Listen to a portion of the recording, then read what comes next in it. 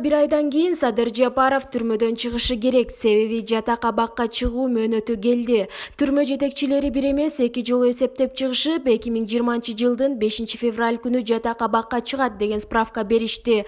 Мындан туура 2 ай мурда мамлекетке чыккынчылык кылган деген айып менен 20 жылга соттолгон Алтынбек Муралиев жатак абакка чыккан. Ал эми 10 жылга соттолгон Садыр Жапаровдун мыйзамдуу мөөнөтү 5 февраль күнү келет. Алтынбек Муралиев 20 жылга соттолгон мөөнөт менен кантип 2 ай мурда чыгып кеткени түшүнүксүз.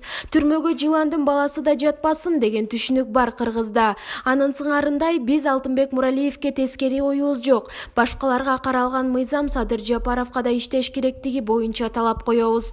Түрмөлөрдөгү элдин баарына колдонулган мунапсыз жалгыз Садыр Жапаровдон буйтаганы кандай?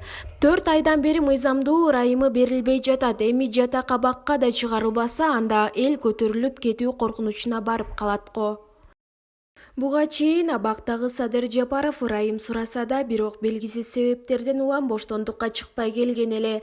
Эми февраль айынын башында жатак абакка которулууга мөөнөтү келе турганы кабарланды.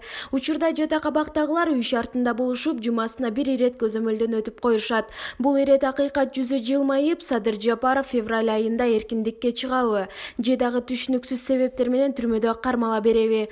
Убакыт бар, күтө туралы. Айтмакчы, саясий туткунду түрмөдөн чыгаруу үчүн буга чейин 500 миңден ашык элдин колу топтолгону айтылган.